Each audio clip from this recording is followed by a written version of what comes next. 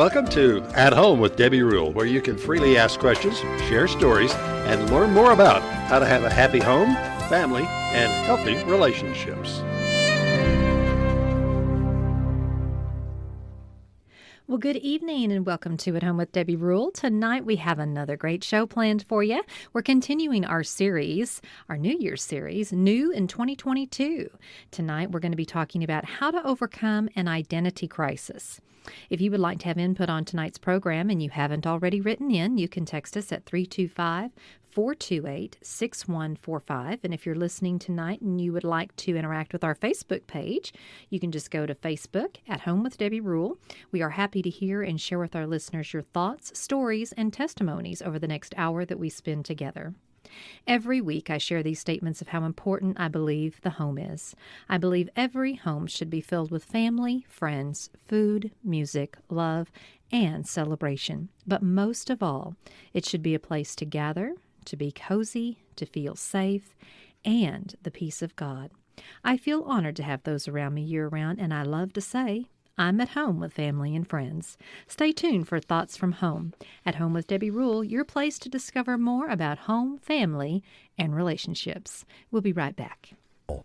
The Haven Family Shelter is a domestic violence and sexual assault shelter that serves men, women, and children who are victims of domestic violence and sexual assault in Mason, Menard, McCullough, Kimball, Concho, and surrounding counties. The Haven is dedicated to ending domestic violence and sexual assault. The Haven provides services such as 24-hour crisis intervention and hotline, 24-hour accompaniment for medical, law enforcement, or criminal justice. They provide legal advocacy, individual counseling, and the Haven is active in public education, prevention, and community awareness. Support your local domestic violence and sexual assault programs. Speak up about the abuse. Educate yourself and others. Help a friend in need and set an example. For more information on how you can help, call the Haven at 325-597-7644. Together, we can end domestic violence and sexual assault.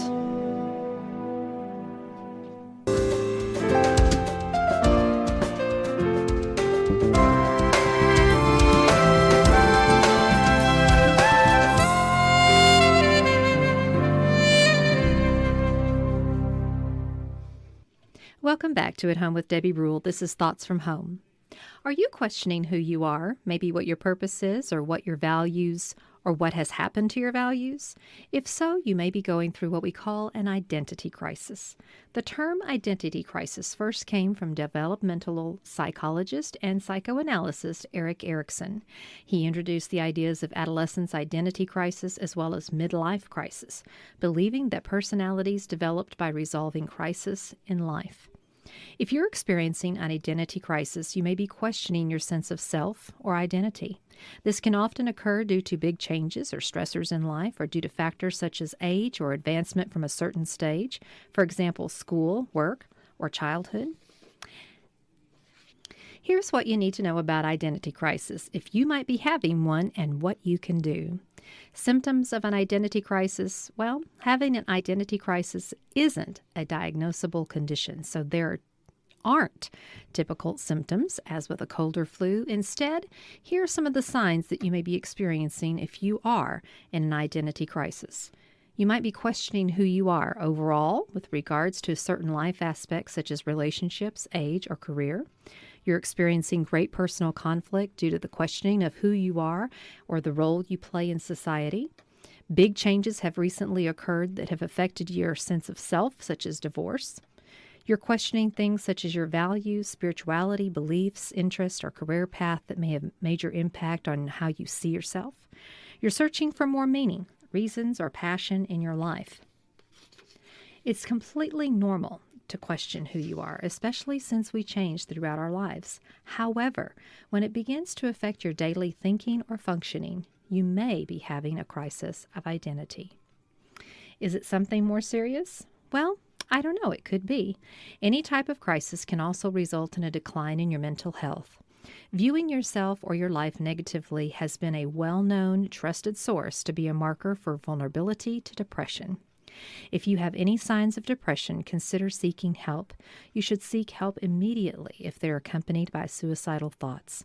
Symptoms of depression can include depressed mood or feelings of hopelessness or worthlessness, a loss of interest in things you once enjoyed, fatigue, irritability, changes in appetite or weight, issues with concentration, energy levels, motivation, and sleep.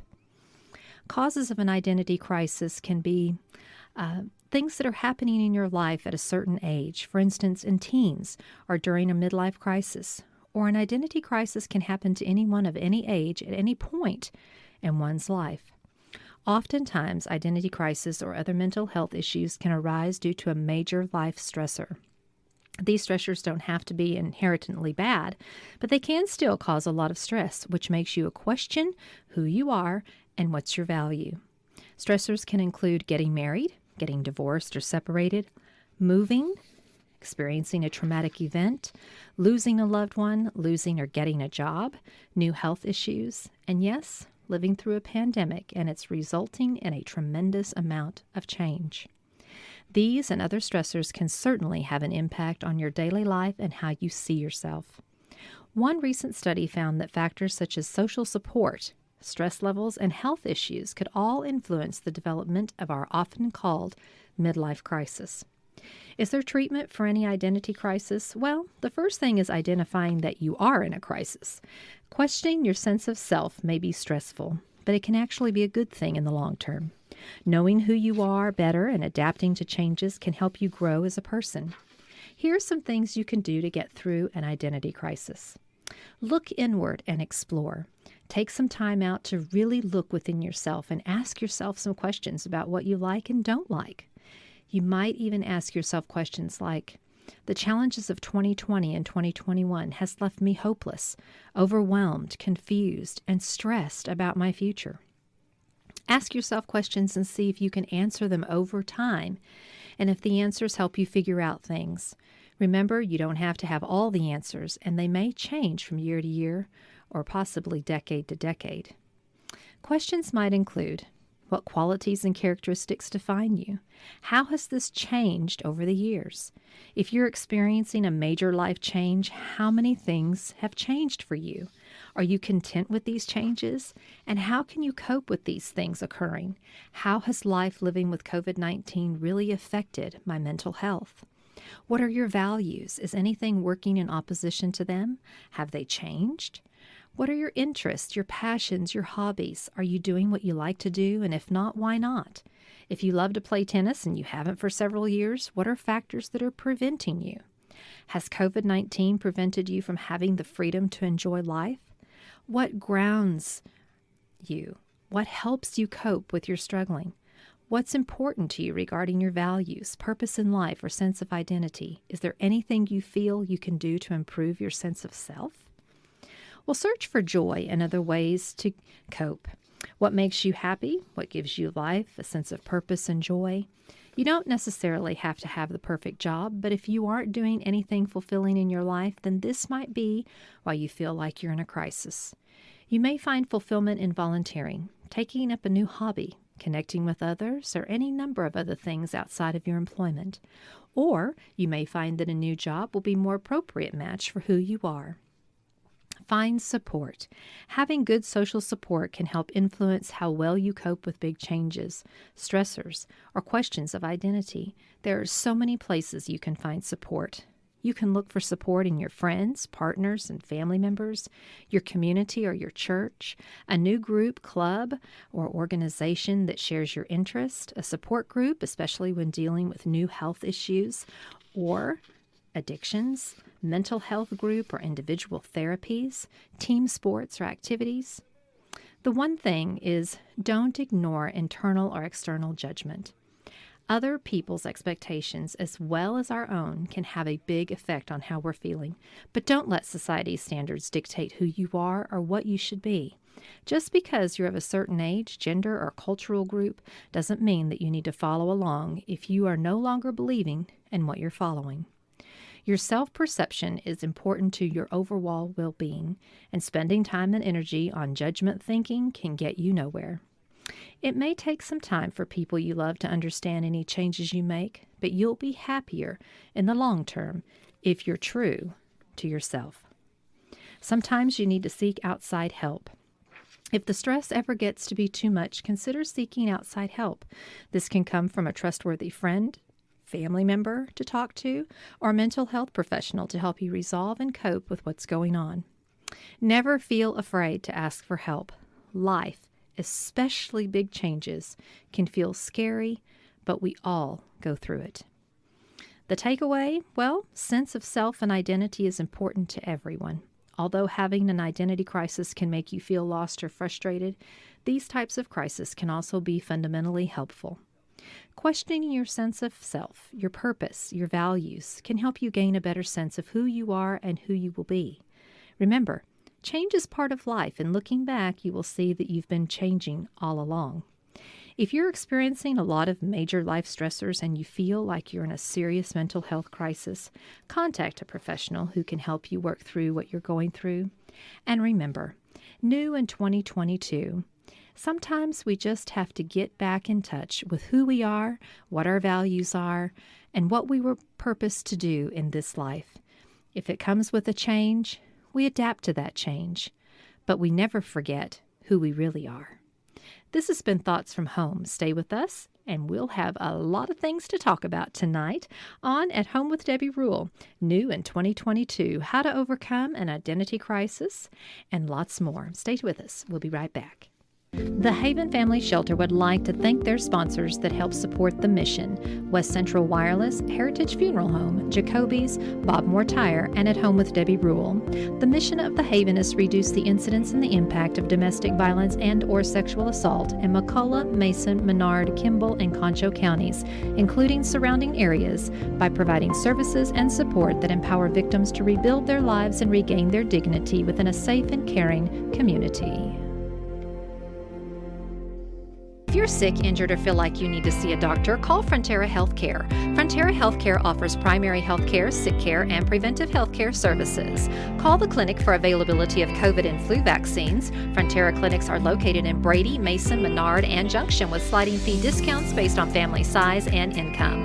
Dental services are provided at the Brady Dental Clinic, plus behavioral health services, counseling, and psychiatric consultation available at all clinics. In Brady, see Dr. Utterback and Brady's new nurse practitioner, Kate Young, at the Frontera Medical Clinic at 2205 South Bridge by Walmart, or call 597-0102. For dental care, see Dr. Katie Whitworth at the Frontera Dental Clinic at 1211 South Bridge in Brady, or call 597-0464. For behavioral health assistance such as counseling, call the clinic. For more information, go to fronterahn.org, go to Frontera Health on Facebook, or click on the Frontera logo on the KNELradio.com homepage. Frontera, your healthcare home.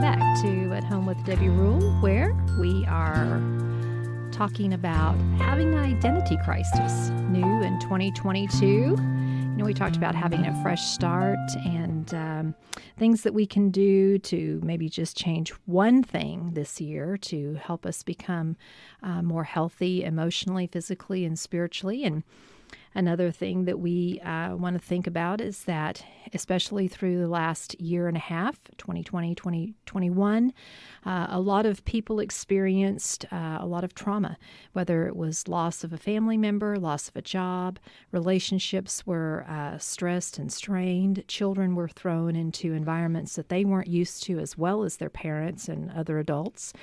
And so we have experienced life in ways that we never have before through COVID-19. And also then there's just the general stressors of life that happen without living in a pandemic, whether we are having issues of divorce, separation, like I said, the loss of a family member or someone close to you, changes in job, changes in your environment, all of these things that can trigger us trying to figure out who we are. Are we really who we think we are? What are our values? Have we lost our value system? You know, all of those things can be questioned at certain times in our life, and that can trigger and can most certainly be us stepping into having a crisis and what we call an identity crisis. So joining me this evening on the program is my wonderful husband, Rudy Rule. Good evening, Rudy. Hi, Debbie. It's so nice to be here with you today. Well, it's always wonderful to do the show with you, and I love all of your insight and wisdom that you have for our listeners, as I learn a lot every week with some of the things that you share as well. And so I know that this is a subject that you probably will have a lot of input on, not because you've personally experienced identity crisis, but some people do. You know, a lot of children going into their teen years begin to experience identity crisis. Who are they? They're maturing into these these little humans into teenage humans that have hormones and all these things going on. And of course, there's a lot of questions that go on as they grow into those teen years and then become a young adult. Then we also know that famous midlife crisis, which can bring a lot of bad choices that some people make because they're just questioning, what have I done with my life? My life is halfway over.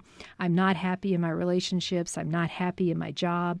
You know, whatever it is, you begin to get depressed or, sometimes it's just deception in your mind because you're dealing with the fact that you've become a certain age and maybe you had an unhealthy expectation of where you thought you were supposed to be by that age and you didn't achieve it. So a lot of things can trigger being in an identity crisis. And also the fact that we've just been dealing with a pandemic that we thought that with vaccinations would kind of get better. Now we've seen high numbers again through the holidays and through the first of the year. But there's always hope. And if you are one that's struggling with finding who you are, we've got some things that you can think about tonight to help you through that. And that's so good. Everything you said, there's just so much there. It's going to be hard to do it all in one show. Yeah. But I remember one time I put together a message that said, you are who you say you are. And so when you talk about identity crisis, that's a crisis is not anything anybody wants to be in. No. But you can have an identity conversation. And parents should have these with their children and tell their children who they are. This is who you are. You're a rule, and you've got a good name, and you're expected to work hard, and we don't quit. If we start something, we finish it. You know, that's what we told our kids. If you go out for a team, you're staying through the whole season. Whether you play or not, you've committed to it, and you're going to be dependable. So you tell your children who they are. Well, you have to know who you are first. And so you have an identity conversation. That's where you sit down and decide, what kind of person do I want to be? I remember years ago, Promise Keepers came out and encouraged men to be promise keepers, to do what they said they were going to do. And that was an eye-opener for a lot of men across the country. So you have that identity conversation, and you state who you are, and then you be that person. And so I really like what you're saying is that some people have never really even found their identity and who they are. So that's really good. You know, finding your value system and your faith system and, you know, who you are, who you were created to be, your purpose, and thinking about that and then telling yourself, you know, and even voicing that to others. This is who I am and this is who I was created to be. A lot of people have identified with who they are. They went to college, they started a career, whatever it may be. They started, you know, a family, marriage, family, relationships, and all of those things. And then something tragic happens in their life, and they begin to question who they are. Because, you know, when trauma comes, it affects the way we think. And it's hard to get beyond sometimes those negative thoughts. So what do we do when we start having negative thoughts that are brought upon by just a crisis in our life, you know, whether it's a loss or whether an ending of a relationship that was significant in our life, you know, children that are getting in trouble, or, you know, all of these things in our life as adults and even as young people can just really cause a lot of negative thoughts to go into our mind about who we are. And so I like that you're saying that we have to identify, we have to tell ourselves who we are, we have to know who we are. And when you feel like you're going through a crisis, you have to remind yourself, you do have a value system. You do have self-worth. You are important, even though a job may change, even though a loved one may go and be with the Lord. We still have something to do on this earth, and we have to remind ourselves of that. And if it's significant change, sometimes it's just accepting that change and moving with it that helps us to begin to say, okay, this doesn't define who I am. I'm going through a change, but I still am who I am. And maybe there's even some things that I can make better. Sure. I promise you, that's always going to be something we can do, make things better. That's right. In the 90s, a buzzword came into corporate America, and it was empowered. Yes. It was also used in politically. Mm-hmm. And it's a great word mm-hmm. because so many people felt like they had no power. Mm-hmm. They had no power to choose. They were being directed and forced and pushed and pulled and run over and just they had no say. And they always had say, especially by the 90s, when things really had improved. And to be told you have the opportunity to determine your own code of ethics. Mm-hmm. You have the opportunity to determine your own code of conduct. If you don't think something's right, you don't have to go along with it. You can stand up. You are empowered. You may speak up. You may speak out. And so many people had been powerless for so long, they didn't know how to mm-hmm. embrace being empowered. Mm-hmm. And children don't know how to embrace being mm-hmm. empowered. Now, they'll rebel against their parents and pitch a fit and stomp around, and sometimes they run over their parents, but whenever they get to school or to a job, or if they get in the system criminally, they mm-hmm. find out real quick they have no power there mm-hmm. until they learn how to be empowered. Mm-hmm. And so to realize that you can choose your own code of ethics, you don't have to go along with your families, you don't have to go along with your employers. You can set your standard as high as you want it mm-hmm. and then stand by it. And people that do that feel like they're living an authentic life, a congruent life with mm-hmm. their attitudes and their desires and their goals. Mm-hmm. And that's fulfillment. That's how you yes. get fulfillment. Yes. When you're somebody else wants you to be, and that's when you were describing, someone who graduates high school, goes to college, gets a career, and then something happens and they wonder who they are. Well, maybe they've been directed by loving parents. Mm-hmm. Maybe they've been put on a path and they've trusted and they've kind of just gone along with the flow and they did well at everything. And then all of a sudden there's a big earthquake in their life and they're like, wow, mm-hmm. I don't know how to deal with this. Who am I anyway? Mm-hmm. Why do I've never liked what I'm doing. Why am I doing it? So mm-hmm. that is a identity crisis. Yeah. Well, the tagline for my ministry, my personal ministry, and the things that I do, Debbie Rule, empowering others to fulfill their destiny. That is just who I believe, my calling is, and just called to help people and to help them identify things in their life, to help them be living the purpose and the destiny that they were created to live, because that's where they find true fulfillment, like you're talking about. And I just know personally for myself, I experienced things a few years ago, 5-6 years ago, I guess, in my life where I knew that I was called to empower people to fulfill their destiny, that I knew that I was called to ministry. I knew that I was called to all these things.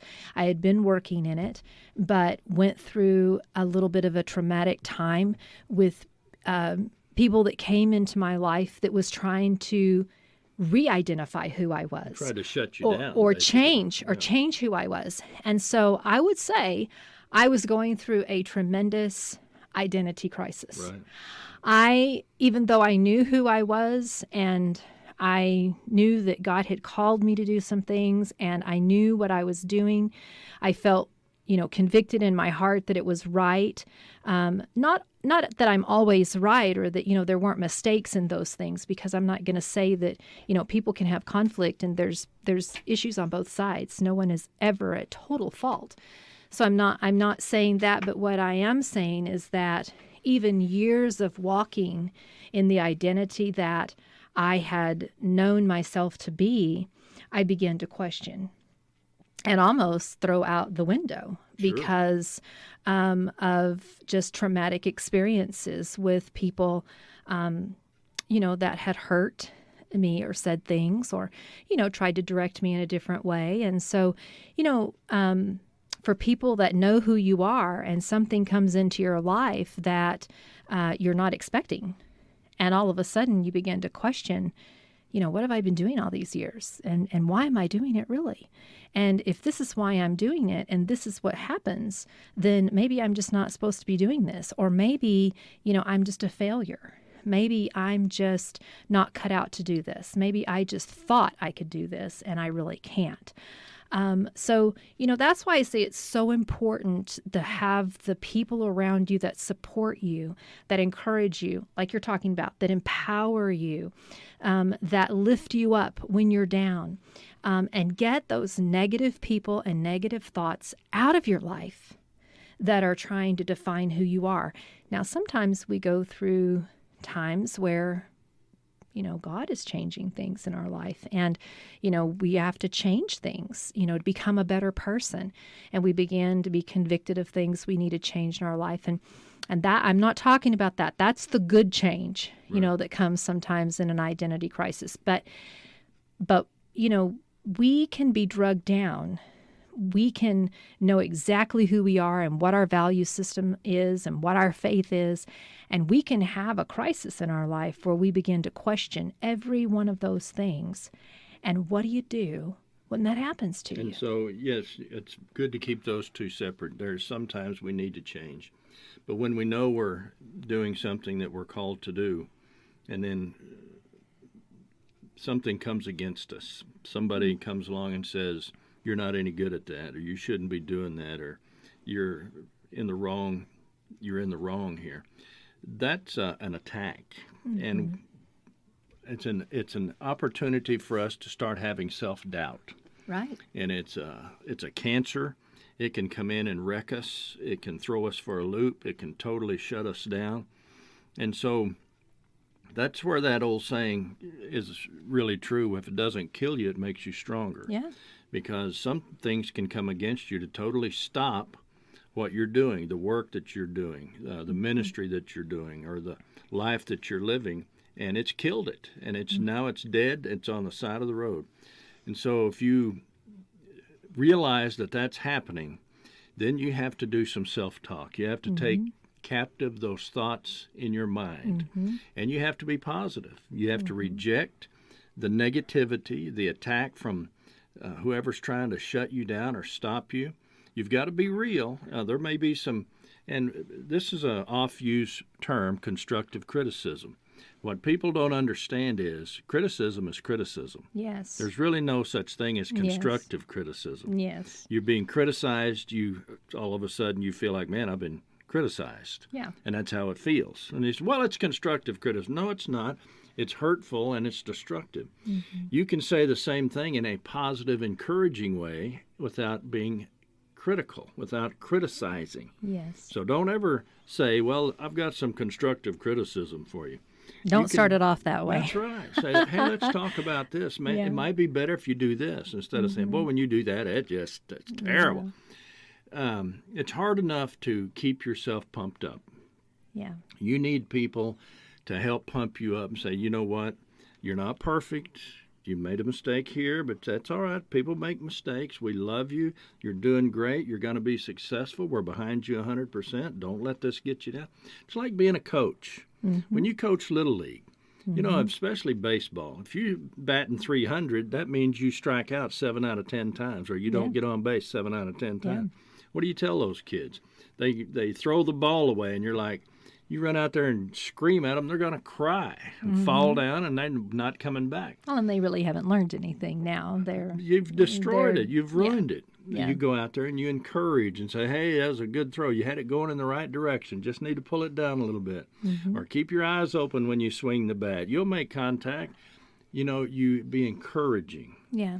And you have to do that for yourself. Sometimes you have to coach yourself. Sometimes you have to be your own cheerleader. Sometimes you can go to your spouse and say, you know what? I need you to say something good about me right now. I'm feeling really worthless and low down and no good. And that's where you help each other. And especially in a marriage, you want to help each other be the best you can be so that you'll have that fulfilling, happy, joyful marriage. Our tendency a lot is to tear each other down rather than to build each other up. So that's very good. So I for me, what I had to do back to that situation that was going on is I had to kind of just one day wake up and say, what is my value system? This is who I am. And it doesn't matter what anybody else says. I know that this is who I am. And, you can make destructive decisions and choices when you're living in a situation like that, because you've got to find yourself again. And, and then what we're talking about new in 22, find yourself and be better. Let's be better.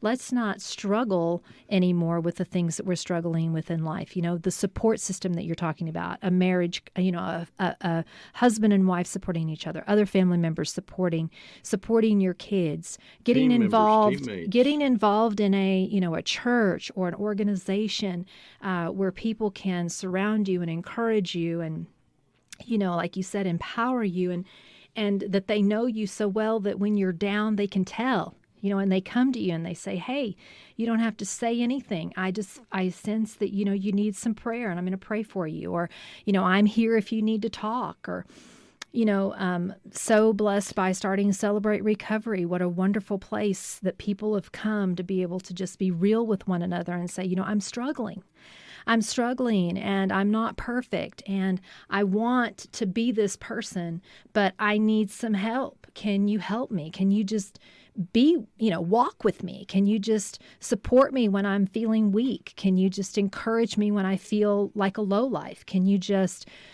be someone in my life that I can help and that I can help you too? Well, the beautiful thing about Celebrate Recovery is that people can fail and can be honest about it and can be encouraged to get up and try again. And you can fail over and over and over again. Come in and say, I failed. And everybody accepts and them we all do. Everybody does. We all fail. That's right. So, it's not how many times you fail, it's how many times you get up again and never give up and never stay down and never accept that you are a failure. Yeah. You're just working towards your success. Yeah. And sometimes, bad things happen to good people. True. There's a book out there that's titled that bad things happen to good people. And sometimes you are a victim of circumstance and you've just got to make the best of the circumstance and try to get yourself out of the situation. And, sometimes, as parents, you're dealing with the aftermath of, choices your children have made. And so, it's just taking a moment and like I had in opening comments, asking some questions, just having some quiet moments to yourself and asking yourself some questions and saying, who am I really? And what is my value system? And I know what it is, and I know who I am, and I need to come back to that, or I need to make that better, or that is undefined in my life. Let me find out what it is that I really believe. And don't let someone else tell you who you are or what you believe, but you find what you believe. You were saying that. That's right. You are who you say you are. I love that. This is who I'm going to, I knew a man one time, he would introduce himself. He was in ministry. He'd say, this is the kind of man I am. And then he'd tell you, this is the kind of man I am. And man, it was encouraging. It's like, well, that's the kind of man I want to be around, and know who you are and make it a statement of who you are. This is who I am, and then live up to it. That's right. And set your goals high. Yeah. And when you fail, it's can okay. Be that person. That's Get right. back up and keep going. Are we taking a break? We or- are. With Okay. that thought, we're going to come back, and we'll come back with the second half of At Home with Debbie Rule, where we are talking about new in 2022. We are talking about having an identity crisis and what we can do to get out of that, and how we can become better and new in 2022 by finding who we were and perfecting that you this year. So stay with us. We've got a lot of great things to share with you tonight. We'll be back right after this message. New in 2022. Have you or someone you've known been dealing with hurts, habits, or hangups? Are you looking for a place where others understand and admit that we all need a better way to live life? Heart of Texas Celebrate Recovery is a Christ-centered 12-step recovery program designed to help deal with past hurts, unhealthy habits, and hangups that keep us from successful living. Celebrate Recovery is not just for those dealing with addictions to drugs and alcohol. Celebrate Recovery is much more. Anger issues, insecurities, codependency, abuse, fear, anxiety, divorce.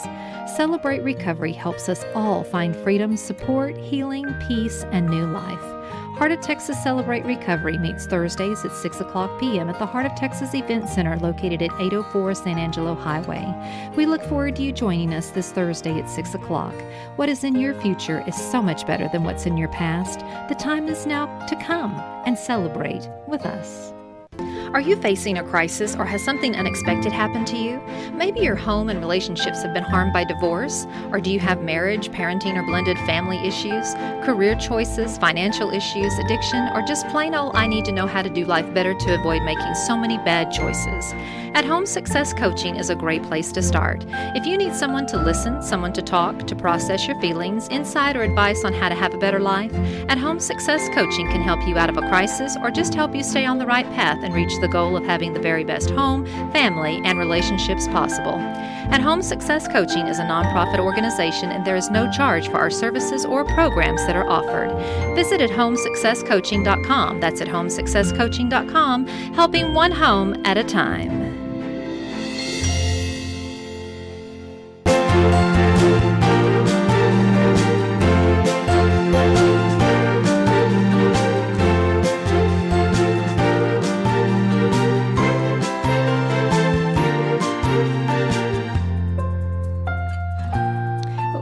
Welcome back to At Home with Debbie Rule, where we are talking about new in 2022. And we are discussing tonight having an identity crisis and how do you get out of it and how do you become even better in 2022. And, you know, we've all experienced a lot of trauma and with the pandemic. Some people have experienced it even more so with the loss of loved ones, jobs, things changing all around them. The way they used to do something, they have never been able to do it that way again, learning new ways to deal with situations, just things being so different. And then there's just the normal stresses in life that we deal with on a normal basis that come and go. Trials and tribulations we will always have. And so learning to find who we are and what we were created to do and to walk in that. And sometimes we have a little bit of a crisis that comes with life, and that's trying to either figure out who we are or remember who we are, and then becoming even better than who we were before. And that's what we're trying to do this year in 2022, is become new and better in 2022. Sure. And so you always want to get better. With age comes wisdom. You know, they say you don't get to be old being a fool, so there's no such thing as an old fool. But you do wise up. You learn from your mistakes, and hopefully, and you try to be better. And as you get older, you find that you have people looking to you for answers. You might have children, you might have grandchildren, you might have friends and neighbors. And as you get older, they hope and expect you to be wiser. And they'll put you in that role even if you're not. And so it's good to try to embrace that. And we can improve. You know, you were talking earlier about change, Debbie. And this also happened in the late 80s, early 90s. A lot of change was going on in corporate America. And people don't like change. Children. Well, let's look at what we've just recently been through with all the change. Children don't like change. They want, hey, that's not how we did it last time. We hear that from our grandkids. That's not how we did it last time. That's not where we went last time. They don't like change. So we're resistant to change naturally. And whenever going through high school is a good experience because it changes constantly. Every year you bump up a grade, you take different classes, you have different teachers. Whenever you get out in the work world, when you go, especially today, when you go on an interview, you need to include this in your resume as well. But in the interview, they're going to ask you, how do you feel about change? And the correct answer is, I embrace change. Because when you're in an organization and there's change, the person that embraces it and gets on the front edge of it and has the right attitude about it, because management's already decided to bring in this change. And if you're dragging your feet and you're resistant, guess who's going to be asked to leave?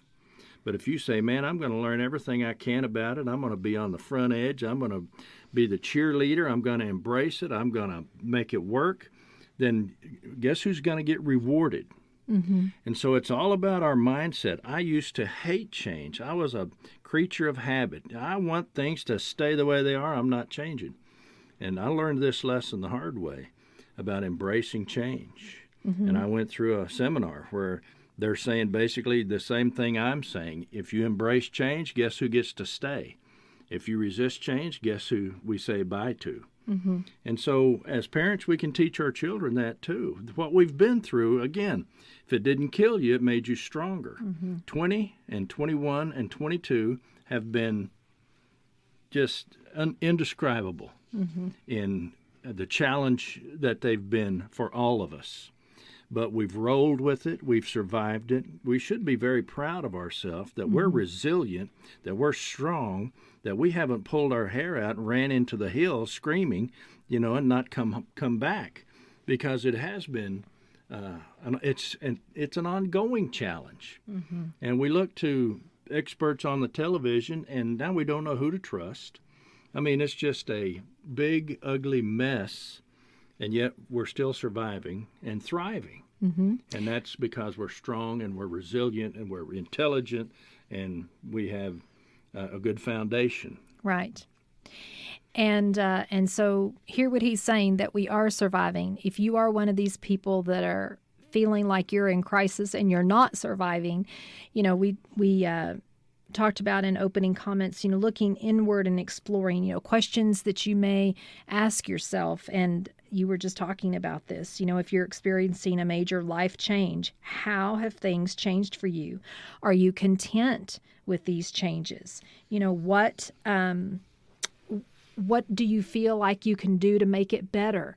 And, asking yourself, what qualities and characteristics really define me? And have I come away from that? Or what are some things that maybe need some improvement? How has this changed over the years? And what are some things that I need to change in the new year? What are some things that we can do when we look inward?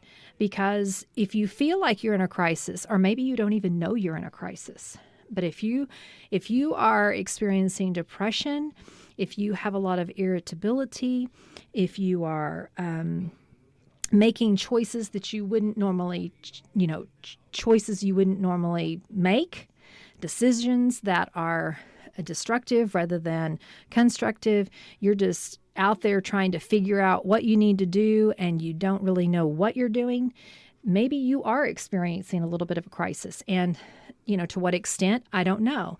If you are experiencing a tremendous amount of depression, to what degree? Yeah, I think you're describing crisis. Yeah. Do you need to talk to someone about that? And so this is really where I'm going tonight, is that if you don't identify you are in a crisis, look at your actions. Look at your consequences. And your consequences and the things that you've been doing, the things you've been thinking about. Sometimes people can be in such a crisis that they can have, suicidal thoughts. If you'll stop for a moment and do a self-evaluation, you might say, I am out of control. Yes. I need to talk to somebody. I need to stop. And we don't realize it. And then sometimes, consequences come in our life and it's like, whoa, wait a minute. I wish I hadn't have done that. And, that really isn't who I am. And then you try to, backtrack and say, okay, this really is who I am. I know that doesn't reflect who I am because that was a bad choice. But then we have to live through that. So, recognizing when you're in a crisis and getting the help that you need, finding the support network that you need around you, asking yourself these questions to help identify where you are and where you're going. These are just good questions to ask yourself all the time. How am I doing? We do all these self-checks, That especially is so women. True, Debbie. They do true. all these self-checks on everybody else around them in the family and around and the neighbors and, everybody at church and everybody in every organization that they volunteer in. How is everyone? Let me do a well check on you. And we're dying over here. How you doing? I'm fine. And then fine. You're twist off. Yeah, and so you need to do a regular self-check. Let me say this. If you think you're about to go insane, you are. Yeah. If you think, man, I'm about to lose my mind, you are. Yeah. And you got to take a moment. You need to do some self-help. Yes. Some self-healing. Yeah. It's okay to say no. It's okay to say, you know what, I'm out. I'm out on this deal. Yeah. I need some time for myself. Yes. And you got to be smart about it. And people feel so guilty because, they take time for themselves. And I'm not talking about being selfish and neglecting responsibilities or people in your life, to that point. But I'm also talking about the person that gives beyond what they can really give and remain a healthy person emotionally, physically, and spiritually. And we sacrifice those things to care for everyone else, and we don't care for ourselves. And then we wonder why we're in a crisis. Listen, your body will shut down. Absolutely. And your mind will shut down. Absolutely. And they used to call it a nervous breakdown, and it's real. Mm-hmm. You will shut down, and then you're out of it for a long time. Yeah. And then you talk about a personal crisis. You talk about self-doubt. You're like, man, I don't know if I can trust myself anymore to take on anything. Yeah. Don't put yourself that far out there. Well, you put yourself in danger and others in danger as well when you get to that point. And it's destructive. And, right now when we're dealing with all of the illness that's around us, no better time than now to make sure that you do a self-check emotionally, physically, spiritually. Where am I? Where am I and where am I headed? Am I caring for my body physically so that my immune system is good and can fight off naturally all of these things that are going on around me? Do the cautious things, get vaccinated, do all these things that we need to do, but we still can't neglect the fact that every day we need to do a health check. Yeah. And we need to take care of ourselves emotionally, physically, and spiritually. Good, healthy decisions. Yes. I'm reminded of a story a few years back. As they say, it broke the internet. This suburban mom went on strike. Mm-hmm. She had a husband and 3 kids, and she kept telling them, I need help. I need somebody to do the dishes, clean the kitchen. You need to learn how to do your own laundry, pick up your clothes. And one day she just put a sign on the refrigerator, Mom on strike. There was no breakfast. There was no lunches made. She was sitting in the recliner with her house shoes on. She wasn't the TV. chauffeur that day. She wasn't taking anybody anywhere. No. She wasn't taking care of anybody. She was on strike. She didn't do any of the duties that they had gotten used to her doing, and she had told them, I need help, I need help, I need help. And she was about ready to hurt somebody, and she went on strike. Yep. And she did that for about 2 weeks. And that family learned how to, hey, we need to appreciate Mom. We need to start listening and doing what she's told us to do. We can load the dishwasher. We can unload the dishwasher. We can mop the kitchen. We can do laundry. We can cook. We can pack. We can fold our clothes. I mean, but it broke the internet. Suburban mom goes on strike. I'll tell you what, it was an epidemic across the country. Yeah. Because all the women were like, yeah, that's what I'm going to do because these people are abusing me. Yeah. Because a lot of them work outside of the home and inside the home. And, one thing that I think Mom could have done before she went on strike, and maybe she was, I don't know, is that, saying, I need help, I need help, I need help, maybe be more specific, identify what it is and what each person could do to help.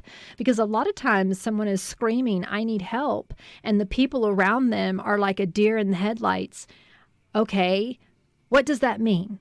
What do you want from me? Well, okay, you need help. That's your problem. I mean, what do you want me to do? I mean, so especially with children, and I'll say especially with husbands, lists are great. This is what I need you This to do. is what Be I need. specific. Be specific. Write it down. Put it on the refrigerator. I need you to go out there and clean out the garage.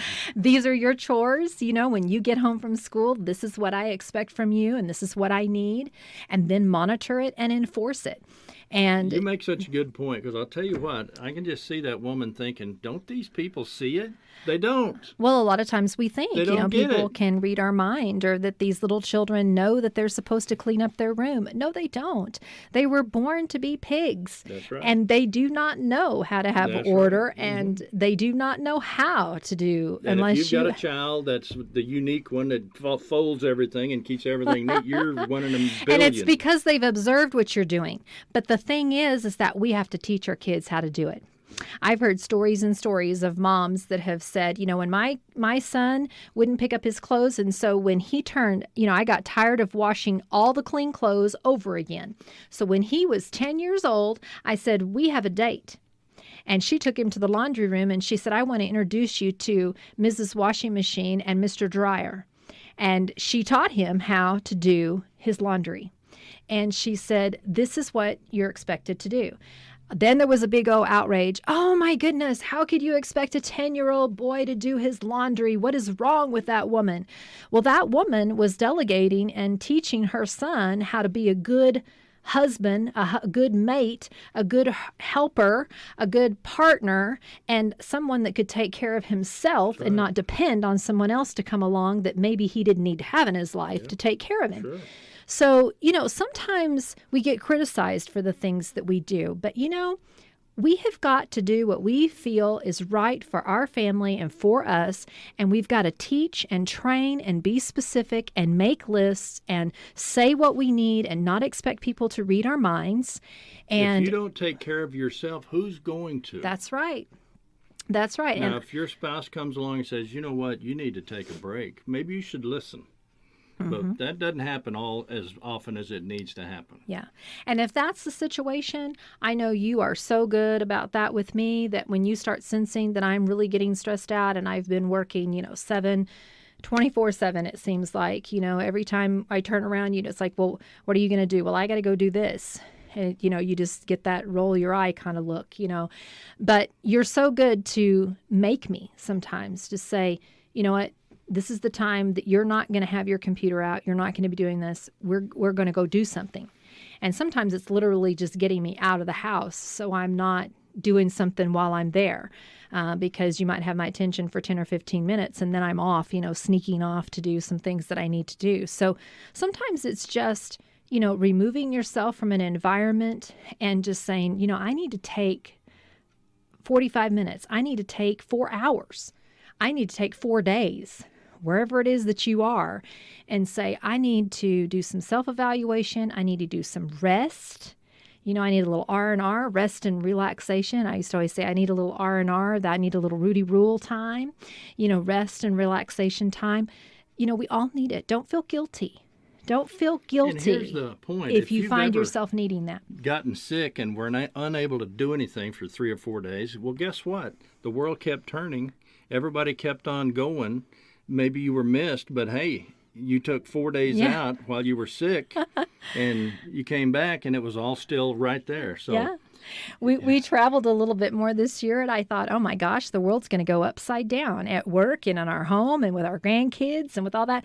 I came back and everybody was just still fine as they could Didn't be. even know you were and I just gone. thought, oh, they didn't even miss me, But I'm sure that at times there were things where people in my life missed me. But as you say, the world will keep going That's right. around. And It'll be there when you get that's back. right. But it sure is hard when we kill ourselves, make ourselves unable to be able to do the things we need to do because we didn't take care of ourselves in the first place. So, caring for yourself emotionally, physically, and spiritually can really prevent you going into the crisis that we're talking about tonight. And that takes self-awareness every day. Where am I emotionally? Where am I physically? Where am I spiritually?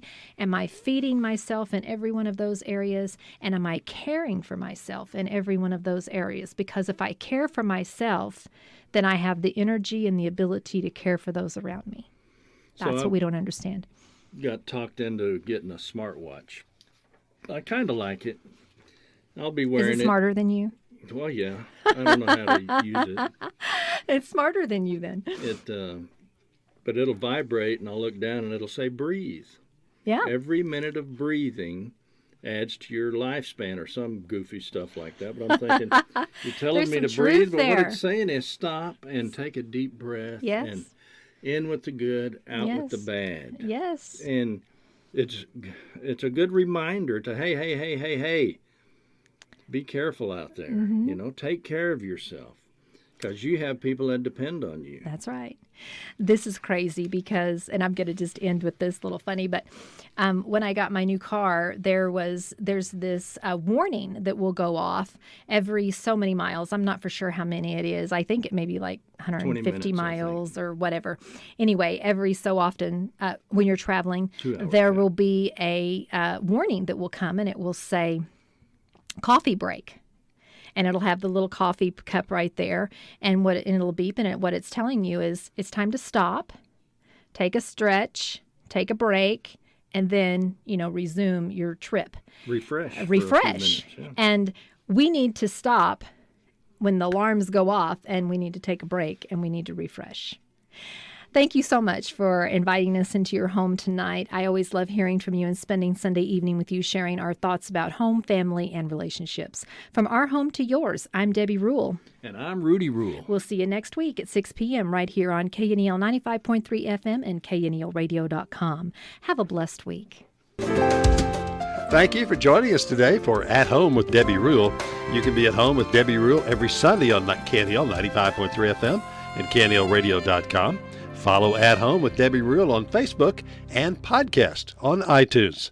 See you next week at Home with Debbie Rule for more insights on home, family, and relationships.